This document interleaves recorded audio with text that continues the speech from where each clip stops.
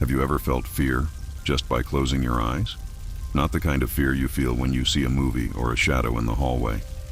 I'm talking about the kind of fear that paralyzes your thoughts, that makes you forget who you are.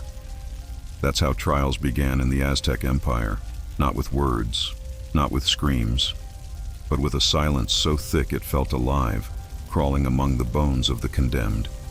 The kind of silence that whispers that something is about to happen, and there's no turning back. Contrary to what you've been taught, justice hasn't always been about balance, at least not in the sense you know it. For the Aztecs, justice was ritualized pain, a theater where suffering was not punishment, but an offering. They believed that every human error disturbed the universe, and that there was only one way to restore order, by offering blood to the gods. It didn't matter if it was a petty theft, a lie, or even a simple disrespect for tradition. Everything was an open wound in the fabric of the world, and every wound, sooner or later, bleeds. Now imagine a man on his knees in the center of a ceremonial square. All around him, the people watch in silence. Their eyes show no pity, only expectation.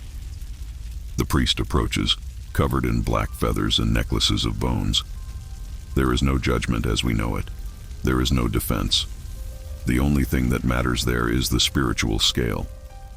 And it only balances when pain fills the air like sacred incense. The man knows. Everyone knows. But no one says a word, because fear, in that place, has learned to stand on its own 2 feet. It is at this moment that everything changes, because the silence, which until then was an invisible prison, begins to gain voice. Deep drum sounds fill the room, slowly, rhythmically. Each beat echoes inside the chest like an omen. And then a child begins to cry. It is not the condemned man. It is not anyone directly involved. It is just one of the spectators. But it is enough, because even a child feels when death is approaching. Do you think I'm exaggerating? That this is overblown mythology? Then listen to this. There was a place called Huiteocalli, the Great Temple. There, the condemned were taken to hear the silence of the gods. There were no whips, no chains, just a dark corridor where echoes of the past murmured in forgotten tongues. Many went mad before the first blow. It was as if the environment itself tested their sanity, as if the judgment came from within, not without. And here comes the part that few know, or that few have the courage to tell. Not everyone who entered this trial left physically punished. Some left mute, literally. The trauma was so deep that it took away their voice, as if their soul had been strangled. They returned to their homes, sat in the corner, and never spoke a word again. And the neighbors, instead of comforting them, they revered them, because they understood that this man had faced the gods and lost. Sounds crazy? It's because you grew up in a world where punishment was synonymous with correction. In their world, punishment was communion, a ritual between error and eternity. It didn't matter what you did. It mattered who you defied. Stealing a piece of fruit, an offense to the god of agriculture. Lying, an offense to the spirit of the word. Everything was religiously connected, and judgment, even silent, was definitive. But there was something even more disturbing than the silence, the drums, or the dark hallways. The gaze of the community.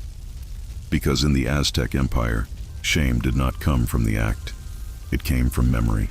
Once punished, you became part of a collective memory. A living, or dead, example that the spiritual world charged interest for every mistake. And that look, that soundless judgment, was what hurt the most. Because it continued even after the bones fell silent. If you think all this is brutal, it's because you still haven't understood the main thing. There was no escape. In the world of the Aztecs, even silence was a sentence. They created a system where pain was not an end, but a means.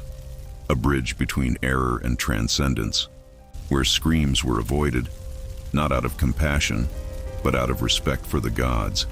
And that's why the judgment began in silence, because there, between the last breath and the first drum, it was decided whether your soul would be remembered or forgotten. Now tell me, what if you lived there? If you were judged not by your intentions, but by the eyes of a God you never knew? Would you endure it? Or would you go mad before the first punishment? Comment below if this awakened you, if this made sense to you.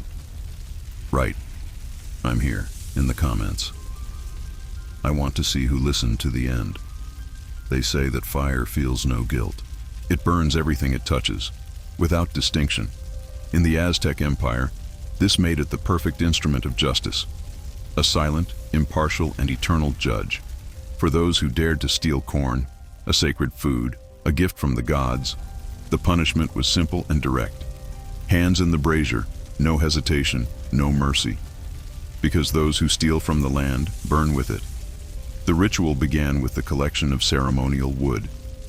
It wasn't just any firewood. It was chosen from trees sacred to the harvest gods. The priests prepared the bonfire in the public square to the sound of high-pitched flutes and low-pitched drums, creating a sound contrast that seemed to tear the soul apart. The condemned were brought blindfolded, not to spare them, but so that every step would be guided by fear, the fear of what cannot be seen, but can be felt. The crowd watched with reverence. There were children, old people, merchants, all in an almost religious silence. There, suffering was not a vulgar spectacle. It was a collective learning experience. The fire did not punish only the thief. It taught the entire village. When the priest raised his hand, two assistants held the condemned man's arms and forced him to extend his palms toward the burning brazier. The smell of flesh and faith rose along with the smoke. Many screamed, some fainted. Others stood paralyzed, eyes wide, as if their very spirits were trapped in the heat. But no one, absolutely no one, interfered, because interrupting the ritual was insulting the gods, and insulting the gods was asking to be next. Fire was hungry, and hunger in that world was sacred. You may find all this inhumane, but for them it was the opposite. It was all too human, because humanity at that time was not measured by comfort, but by obedience to the natural cycle. Corn was life, and whoever stole life deserved to feel death coming on their skin. The punishment was proportional to the value, and fire was the messenger, the hot tongue of the heavens saying, "You have crossed the line." The most disturbing thing is that often the convicted person accepted it in silence, not by courage, but out of conviction, because since I was a child, I learned that every act had a price, that the gods did not forget, and that sometimes it was better to burn now than to rot in the spirit world later. It was a faith that you don't find anymore today. A faith shaped by pain, written in the flesh. And there was something even more bizarre. After the burning, the remains of the skin on the hands, charred and blackened, were offered back to the temple. They were placed at the feet of divine statues as a living reminder that the will of heaven was being fulfilled there. In some cases, these remains were used to make ritual paints. Yes, the ink in the ancient codices may have come from flesh burned with guilt, but not everyone was so lucky. If the theft was repeated, the fire would spread, from the hands to the arms, from the arms to the face. There were reports of criminals with their skin melted, wandering through the villages like living ghosts. And the scariest thing, they were treated with respect, because each scar was seen as a scar of the soul, visible marks that the gods had touched that body and survived. Now stop and think. What would your life be like if every mistake you made left a mark on your skin? What if everyone around you knew what you did, not through your words, but through the scars you carry? Maybe that's why everything seems so empty today, because we live in a world where no one sees the consequences of their own actions, where pain is avoided, not faced. But the Aztecs didn't live like that. They believed that pain was part of balance. Burning was not destroying, it was purifying. And fire, despite being cruel, was the first master. A master who did not forgive, but also did not lie. Because in the end, he revealed what was behind the skin, the truth. And this one never comes out unscathed. Some pains do not burn the skin. They burn from the inside, slowly, invisibly. like a fire burning in the stomach. In the Aztec Empire, there were silent but devastating punishments created especially for those who sinned with their mouths. Those who lied before the gods, who broke sacred vows or blasphemed in public rituals, had no right to simply hear a sermon. They were forced to swallow their own guilt. And when I say swallow, I mean it literally. The priests prepared a kind of ritual purgation, a paste made from the hottest peppers in the region, mixed with ash, bitter roots, and sometimes even dried pieces of the sacred offering itself. It was a mixture that destroyed from within. But the most disturbing thing wasn't the taste. It was the context. Because that wasn't food. It was punishment. It was shame served in ceremonial bowls. The condemned man was taken to the center of the tribe and forced to eat in front of everyone, while ceremonial chants echoed in the background. With each spoonful, my eyes watered. His throat closed up. The whole body was shaking, and yet he was forced to continue. I couldn't stop, because to refuse was to defy the gods themselves. And then the punishment changed, and it got worse. Sometimes this ritual was even performed on children. Yes, children. Boys and girls who lied to their parents, who broke village taboos or disrespected their elders. Pepper purging was seen as an early teaching, a necessary shock to shape character. The idea was simple: better to cry now than to bleed later. And the pain that burns the tongue, taught before the pain that hurts the flesh. Now imagine a wide-eyed 7-year-old girl being held by 2 temple guardians while a priest places the burning paste in her mouth. The crowd watches, some in silence, others praying. The child cries, chokes, tries to spit, but cannot. Because to spit would be to spit on the gods. And no one, absolutely no one, would survive that. Sometimes the screams turned into laughter. That's right, laughter. Not from the audience, but from the priests themselves. They said that laughter purified the atmosphere, drove away evil spirits, and lightened the burden of the ceremony. But in practice, this laughter sounded like mockery, as if the suffering of others were trivial, as if the pain inside were just another ritual in the long list of daily sacrifices. And the cruelest part was the end of the punishment, because after vomiting, writhing, and begging for air, the condemned man still had to give thanks. With his hands dirty with vomit and pepper, he bowed to the priest and said words of gratitude. The logic was brutal. If you made the mistake, you should be grateful for still being alive. After all, the gods could have chosen another punishment, more severe, more bloody. In some rare cases, the condemned person lost consciousness, and even unconscious, his body was kept sitting, with his mouth open, while the ritual paste was poured. Because for the Aztecs, the spirit still heard. I still felt it. It still had to be purified. It was as if the body was just an extension of the soul, a shell that needed to suffer so that the interior could find forgiveness. This type of punishment left no visible marks, no scars, no wounds. But the eyes never returned to normal. Many of those who went through this were left with a distant, absent look in their eyes, as if part of them had been trapped in that moment. A piece of the soul burned along with the pepper. And that's what scares me the most, because not all pain bleeds. Some just go silent. Now think about it. How many times have you been forced to swallow something you didn't want to? A lie, a humiliation, a trauma. What if, instead of pretending that you got over it, you had to digest every piece until the end? The Aztecs didn't let anything go unscathed. Not words, not intentions, and perhaps, as brutal as it was, that made them honest even in their punishment. The worst death, they say, is not physical. It is one in which honor rots before the body. In the Aztec Empire, running away from war was not cowardice. It was treason, betrayal of the gods, the people, the ancestors. The warrior who deserted was not just a man in fear, he was an enemy of the cosmic order. And the gods did not tolerate imbalance. Therefore, the punishment was as brutal as it was symbolic. The coward lost the right to be a man, lost between shame and oblivion. He was captured and brought to the village, where he would be displayed in a public square, but not as a prisoner, as a trophy of failure. Tied in the fetal position with ropes made of maguey fiber, he was placed in the center of the ceremonial circle, surrounded by torches and stairs. The eyes of the people did not show hatred. They showed disappointment, because seeing a warrior fall was like seeing one's own tribe bleed. The ritual was not immediate. It lasted for days. First, they shaved their hair, a symbol of strength, leaving only a central tuft, as if marking what was left of their dignity.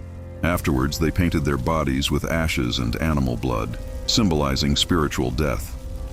He was forced to stay there, fasting, without water, listening to songs that remembered the heroes, those who died with honor.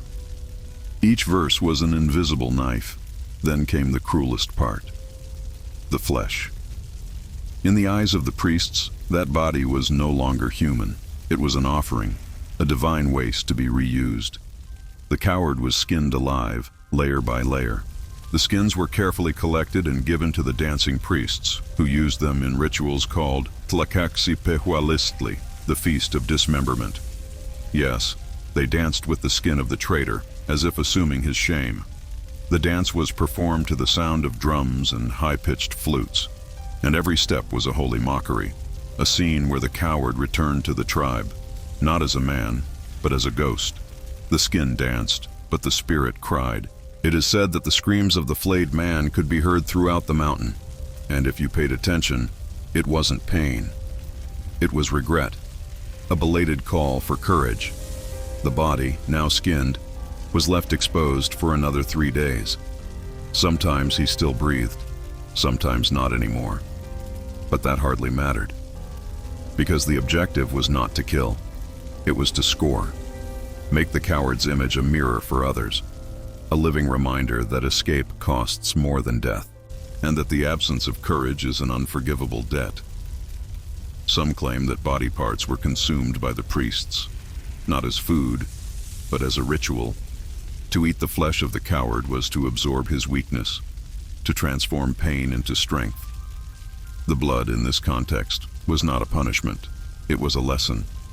And those who watched learned, fear has a price, and the price was high, cruel, but acceptable to those who believed that honor sustained the world. And if you think this is just old hype, think again. Today, many still live like these condemned people, dragging around the shame of decisions not made, of battles not faced. The difference is that no one dances with your skin, but inside, you feel like something has been ripped out, and you keep hiding it from the world, pretending that everything is fine, when, in fact, something died. The Aztecs left no room for pretense. Either you fought, or you were remembered as someone who didn't even have the courage to die with dignity. There was no middle ground. The flesh was the testimony, and when it was torn away, the spirit was judged, because the real punishment wasn't what they did to you. It was what you became afterwards. Not every punishment tears the flesh. Some prefer to bare their soul. In some regions of the Aztec Empire, error was not punished with blood, but with exposure. It was the other person's gaze that hurt, the collective judgment that was slowly tearing itself apart. So when shame was the chosen punishment, the condemned man was not taken to the temple, but to the center of the square, where everyone could see it and never forget it. The ritual began even before the sun rose. The chosen ones were forcibly awakened and taken to the center of the village, where they received a mask made of wood, clay, or bones, representing sacred animals. But it wasn't fantasy, it was humiliation. The mask symbolized the loss of identity. The man stopped being a man. He became a deformed creature, caught between the human and the wild, a living reminder of what you shouldn't be. No clothes, no name, just skin and fear. The condemned man was forced to dance, repetitive, strange, disconnected movements, under the watchful eyes of the crowd. The dance was not art, it was mockery, a choreography of error, repeated until exhaustion. Many fainted. Others continued in a trance, as if their own spirit had given up fighting, but the body continued, driven by the terror of stopping. The priests watched everything in silence. They didn't need to touch. The punishment happened on its own. There, the punishment was psychological. It was the breaking of the self. The human being became a character in a macabre play, and the more the audience laughed, the deeper the pain. Because laughing at others is a way of ensuring that you are still someone. And on that open-air stage, what was burning was not the body. It was dignity. In certain cases, the condemned were forced to sing ritualistic songs while dancing. Lyrics that spoke of purity, honor, and strength, sung by lips that carried lies, failure, dishonor. It was a cruel irony, sewn into the rhythm of the flutes. The sound spread throughout the village, as if all the gods were listening.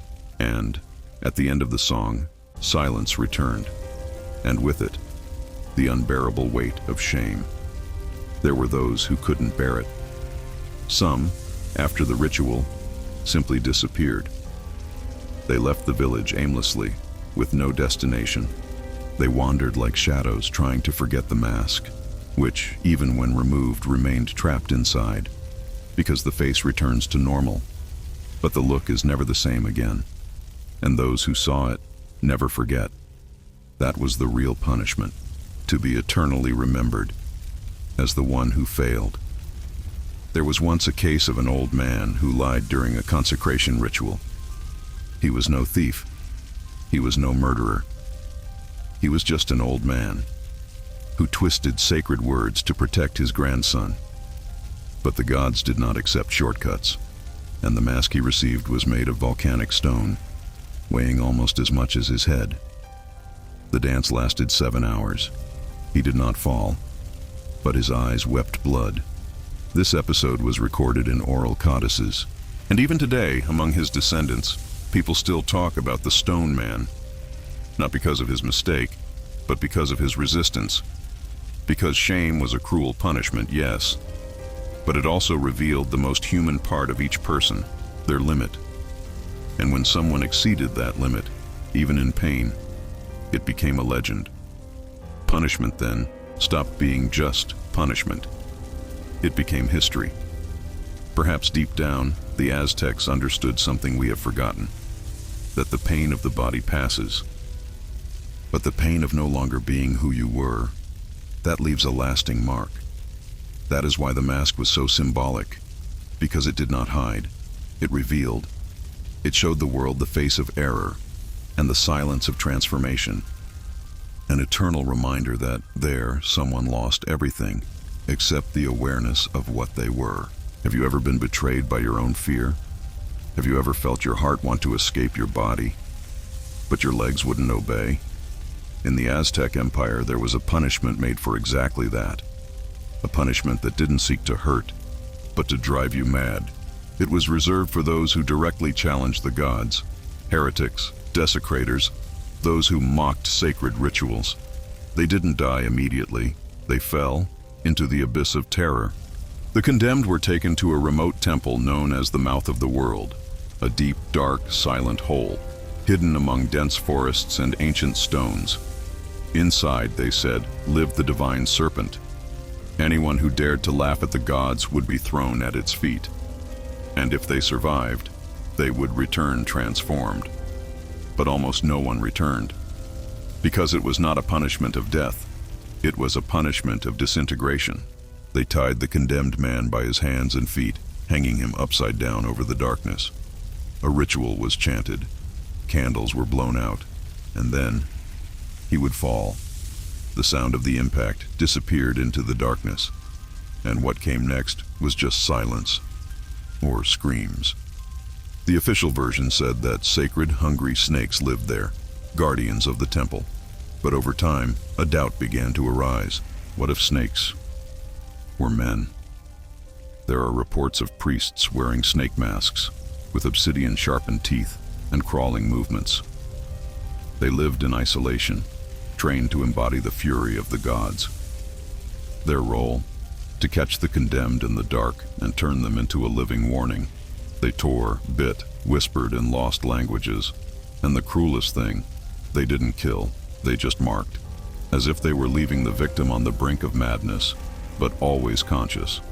Some returned, dragged across the earth, with their skin torn, their gaze lost, and an eternal whisper stuck in their throat. They no longer spoke. They did not laugh. They did not cry. They only breathed, as if they were between worlds, and the people feared, because these men became living legends, carrying within themselves the weight of punishment. They slept outside the village. They ate alone. And on nights of new moon, they said they crawled across the ground like human serpents. In Aztec eyes, this was more efficient than any execution, because death liberates, but madness chains. It was a way of showing that blasphemy didn't just hurt oneself, it opened doors that could no longer be closed. The punishment of the serpents was a plunge into the shadow, and no one emerged from the darkness unscathed.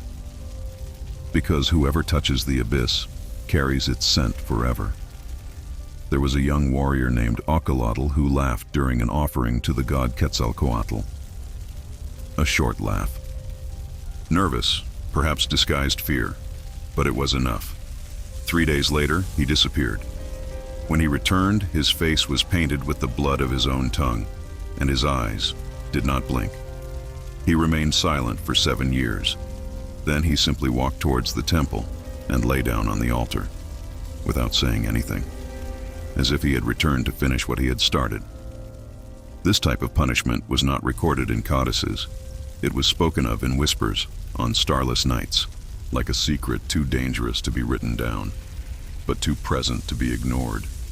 Because the worst punishment is the one that no one can prove exists, but everyone knows. Everyone feels it. A shadow that haunts the roots of culture, waiting for a new body to crawl into. And if you think this is far away, look inside. How many times have you kept quiet after making a mistake? How many times have you pretended that everything was fine when something was crawling inside? Maybe you too have been thrown into this pit. Maybe the punishment of the serpents does not need priests. All it takes is the right repentance at the wrong time, and it grows inside you. Not every scream needs a voice to be heard. Sometimes it hides inside a song. In the Aztec Empire, executions did not take place in the cold silence of the early morning. They had a soundtrack. Every sacrifice, every punishment, every final sentence was orchestrated with high-pitched flutes and deep drums. Sounds that passed through the skin, that vibrated in the bone. Because for the Aztecs, suffering wasn't just pain. It was art. It was devotion. It was a spectacle for the gods. The space was prepared with rigor. The altar was cleaned with animal blood. The torches were lit in the order of the cardinal points, and the sacred musicians positioned themselves as if they were beginning a concert. But what would come was not melody, it was rhythmic agony. The sound of the drum marked the rhythm of suffering. Every beat, a reminder that life was slipping away. I don't eat water, but like blood. The condemned, almost always captured warriors or spiritual transgressors, were taken to the altar in the center of the square. They lay down, their arms and legs tied with dry fibers, their eyes covered with dark cloth, not to protect them, but so that they would not see death coming, so that they would feel it. And all around the crowd watched in complete trance.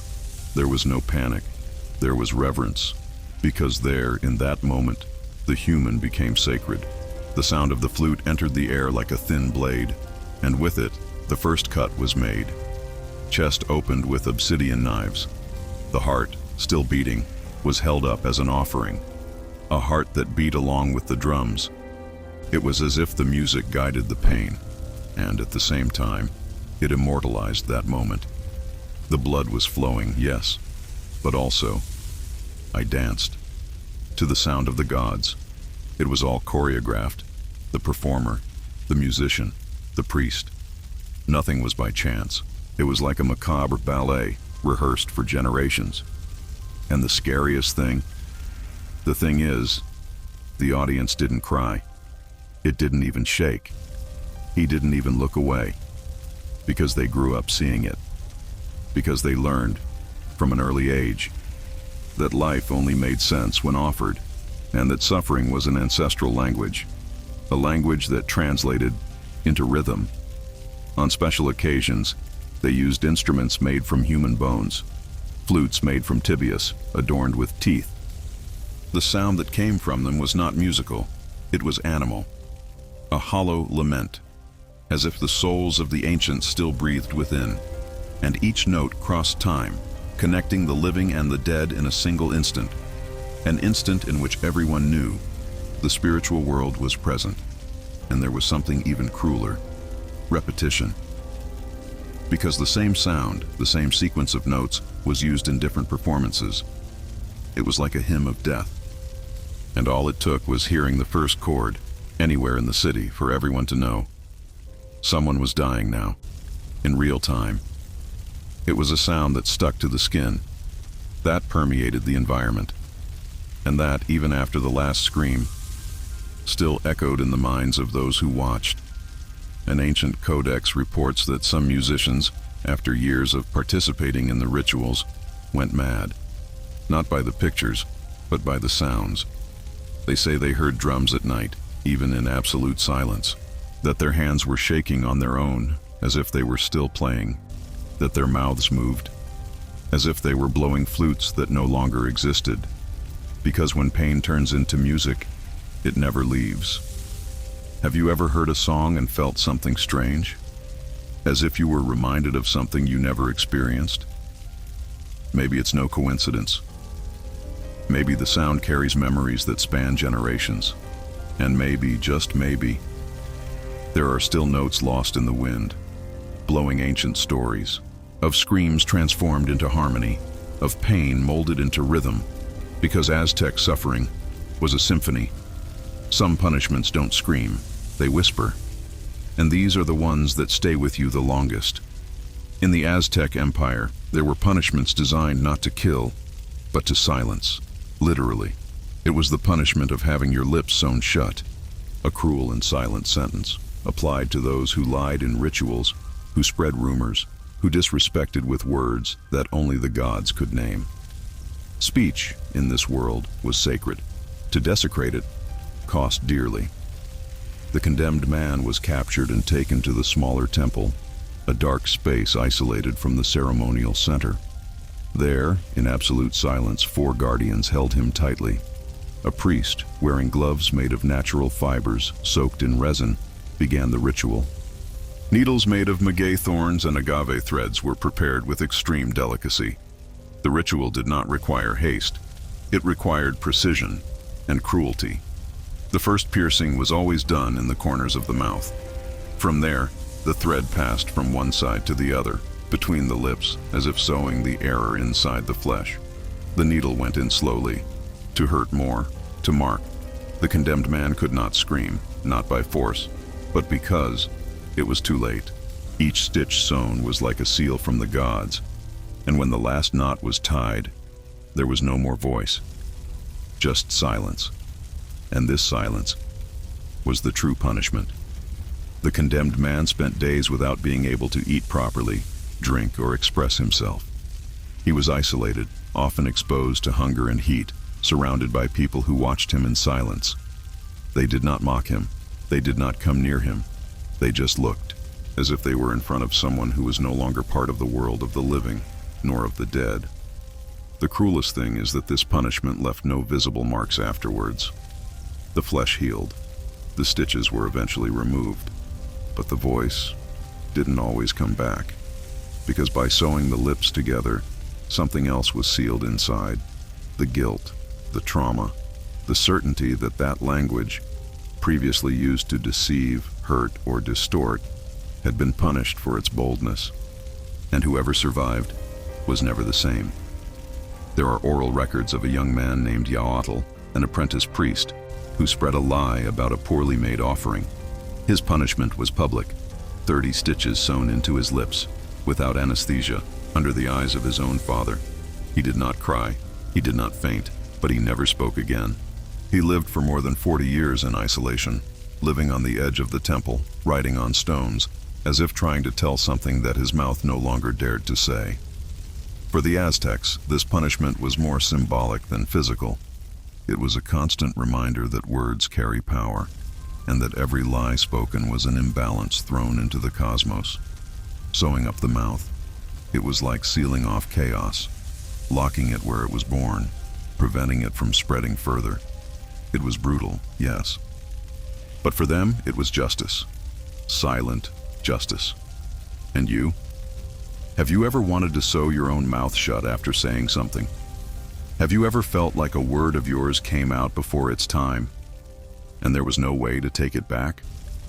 Perhaps the punishment of the Aztecs is not so distant after all, because all of us at some point carry something we wish we hadn't said, and we live trying to undo with silence what we hurt with sound.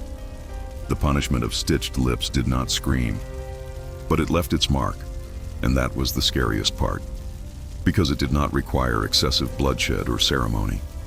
Just a mistake, a deviation, a phrase, and then the silence became perpetual, a silence that does not liberate, but imprisons. Some punishments don't touch the body, they pass through the blood, and that makes them even more cruel. In the Aztec Empire, there was a type of punishment reserved for parents, but it didn't affect the parents. It affected the children.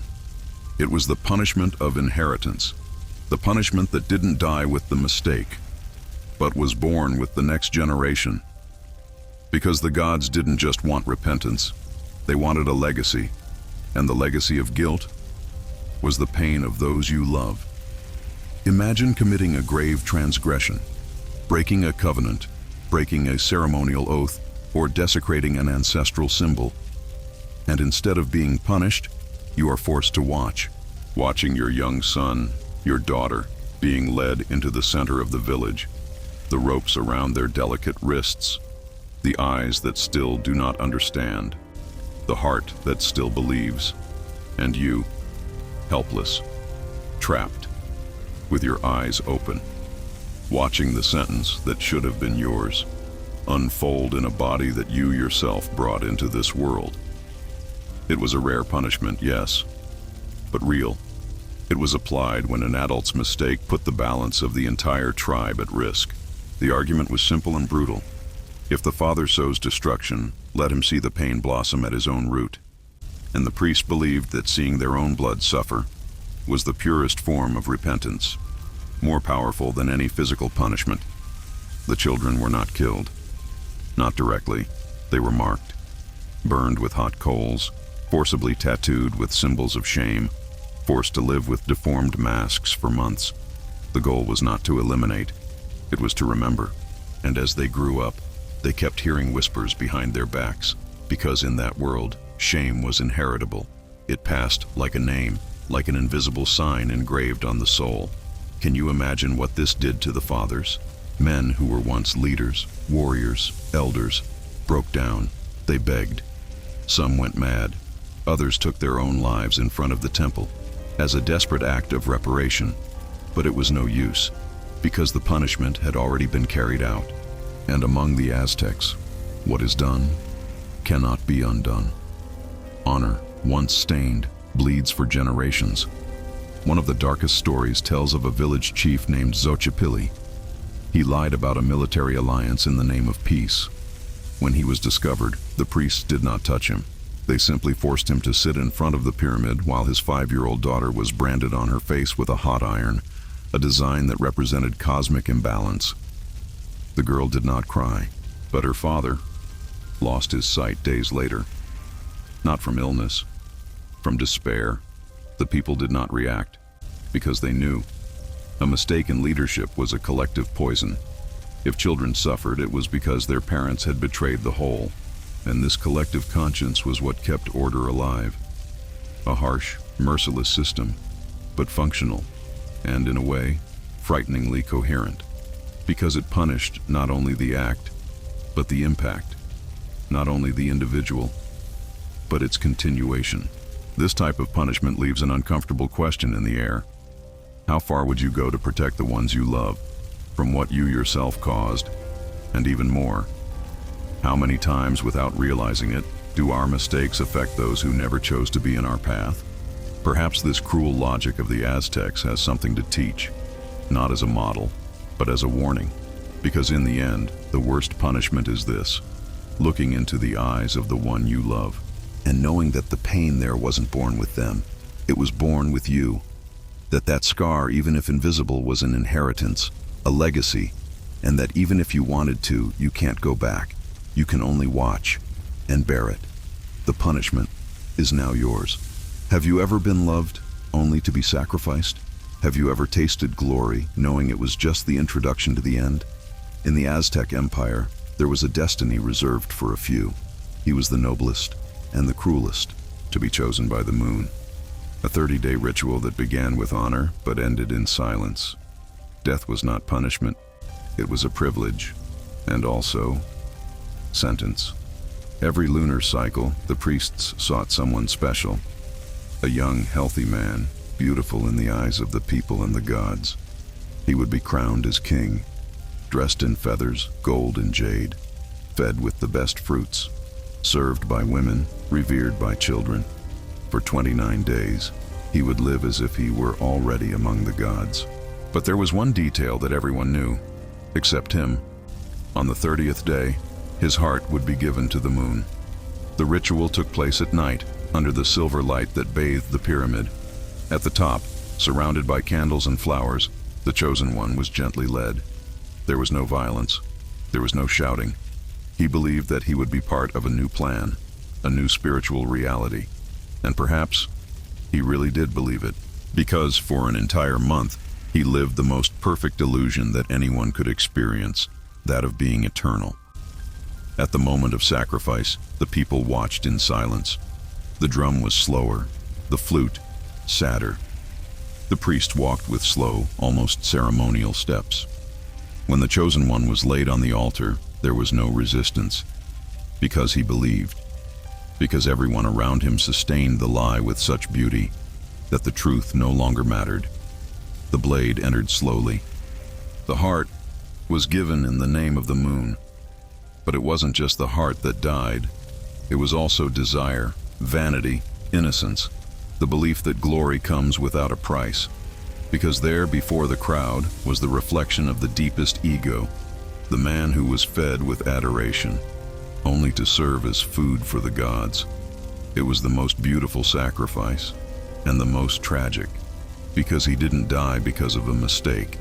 He died because he was too perfect. Ancient codices describe this ritual in soothing words. But there are oral records that tell another version. They say that a few chosen ones understood everything in the last moments, that the illusion was shattered seconds before the blade, and sometimes the eyes filled with tears, not with pain, but of betrayal, because the people who applauded them were the same ones who betrayed them. And nothing hurts more than being revered by those who silently condemn you. Still, there were those who begged to be chosen, men who saw sacred death as a way to escape poverty, illness, and insignificance. They preferred a month of glory to a lifetime of anonymity, because deep down, we all want to be seen. We all want to be special, even if it costs everything, even if it costs our very lives. This ritual reveals something profound, something that perhaps remains alive in us to this day: the need for recognition, the desire to leave a name, a mark, a memory. The sacrifice of the moon's chosen was the ultimate dramatization of this: fleeting glory, followed by absolute extinction, a cycle that we still repeat in other stages with other masks. Perhaps the question that remains is, how many times have you dressed yourself in gold, believing you were being exalted, when in fact you were being prepared to be discarded? How many times has the adoration you received been just a prelude to abandonment? The chosen one of the moon did not die for faith alone. He died for the human desire to be unforgettable, and he paid dearly for it. Some punishments don't end when life ends. They continue, in the dark, in the cold, in the depths. In the Aztec Empire, there was a type of punishment so silent, it seemed invented by the void itself. It was reserved for those who betrayed the empire, not just the gods, not just their family, but the entire order. These men were not killed in plain sight. They were erased, buried alive in sacred holes. forgotten, or almost. The ritual was secret. Few knew where these holes were. They were called Kotlikakali, the houses of the mother serpent.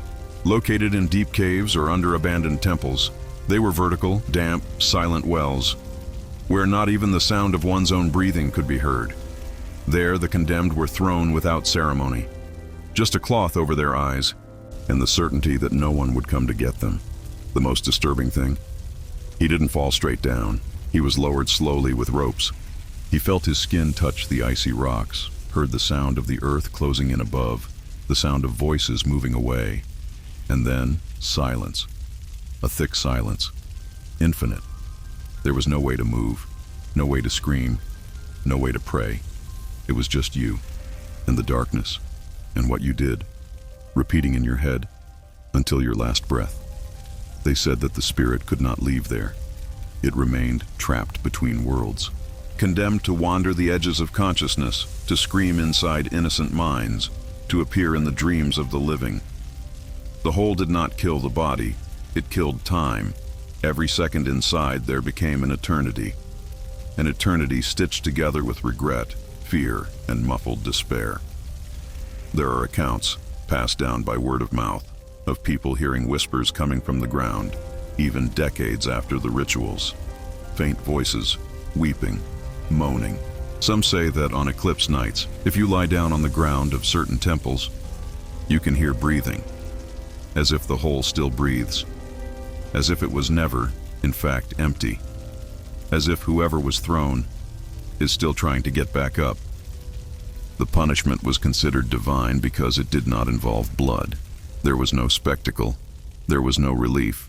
It was the opposite of ritual sacrifice. It was absolute exile, death without a body, oblivion imposed with surgical precision. And the cruelest part, often no one knew who had been taken. All that was noticeable was the emptiness, in the place of those who, until yesterday, were still breathing. An ordinary man, a leader, a brother, he disappeared, and the village learned not to ask questions, because silence was also part of the ritual. Whoever spoke could be the next. And so, everyone learned to live with the absence. The absence became a habit, the memory, a curse, and the whole, a myth. A myth that continued to dig itself inside those who remained. Have you ever felt this? An absence that makes no noise but tightens your chest? An emptiness that has no shape but slowly swallows you? Maybe the punishment of the Aztecs is not only physical. Maybe it lives on today, in family silences, in buried truths, in mistakes that have never been faced. Maybe there are holes inside us, because the worst punishment is not dying. It is being forgotten as if you had never existed, being buried without a name, without a face, without a story, living while erasing the footprints you left behind, and in the end, realizing that no one will come looking for you, that you are already part of the darkness. Have you ever wondered why? Why so much pain? Why so much ritual? So much humiliation, so much precision in suffering? In the Aztec Empire, the answer was simple, and at the same time, devastating. They did not punish out of revenge, or out of justice. They punished because they believed, deep down in their souls, that pain fed the gods, that human suffering was the vital energy that kept the universe turning. Each tear was a spiritual seed, each scream a breath that rekindled the sun, each sacrifice a silent exchange between worlds. The gods didn't just want offerings, they wanted intensity, they wanted truth, and the only thing that was truly indisputable was pain. That's why it was sacred. That's why, instead of being avoided, it was offered, with pride, with honor, with faith. It's hard to understand this today. We run away from pain as if it were a mistake, as if it were a sign of weakness. But for the Aztecs, it was the opposite. Pain was the only bridge between the visible and the invisible, the only proof that the human was still part of the divine. And the deeper the pain, the higher it rose. Like the smoke of an incense made of flesh, bone, soul, The punishments were not excesses. They were spiritual precision, a ritualistic mathematics where every drop of blood was counted, where every final breath carried a cosmic weight. It didn't matter who you were. What mattered was how much you could give, how much your body could bear, how much your soul would not break. It was a test, a tribute, a theater where every pain staged was too real to be just a symbol. And the people accepted, because I believed, because he lived surrounded by death, but also by harvest, rain, light. And if the gods needed pain, let their will be done. Better to sacrifice one than to lose them all. Better to suffer than to be forgotten by the heavens. And in a sense, this made them more aware of their own existence. Every day was a negotiation with the invisible. But there was something even deeper. They knew that pain was not just an offering. It was also a mirror. Each punishment reflected the shadow of those who watched. Each punishment reminded the village that error was always lurking, that no one was safe, and the line between the altar and the ground was as thin as the edge of an obsidian knife, and all it took was one false step for everything to change. Today we watch stories like these and wonder, how could they be so cruel? But perhaps the right question is another. How could they be so aware of their own finitude? How could they live knowing that every gesture, every word, every slip could be interpreted as a fall into the abyss? And yet, they continued, firm, present, aligned with the invisible. No, I'm not saying we should revive blood rituals, but perhaps we should remember that pain also has a place, that it teaches, that it reveals, that it connects. The Aztecs understood this in a brutal way, yes, but true. They knew that nothing that comes easy lasts, and that only what costs transforms. Suffering was the price of transcendence. You heard it all, from the first silence to the last breath. You saw the fire consume guilty hands, felt the pepper corrode repentance, walked through the squares where shame danced and visited the abysses where not even death dares to enter.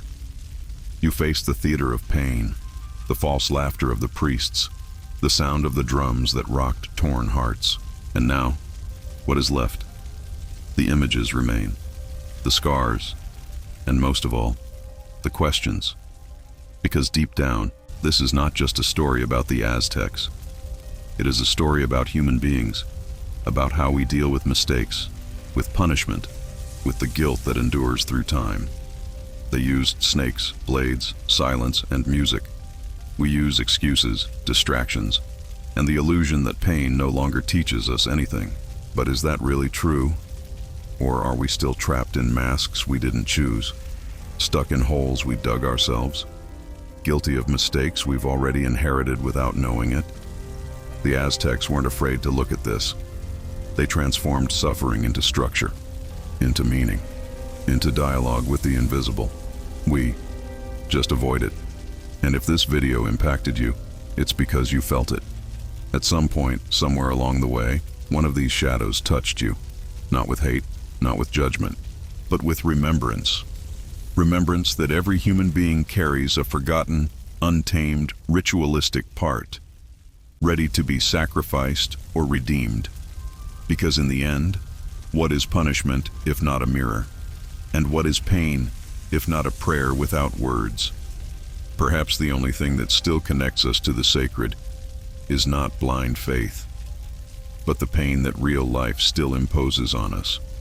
No ceremony, no ritual, but with the same strength, the same need, the same echo of the ancient drums. The Aztec Empire fell, the temples collapsed, the gods lost their names, but what they knew continues. We still hear the whispers. We still dream of abysses. We still seek punishment, when what we really want is redemption.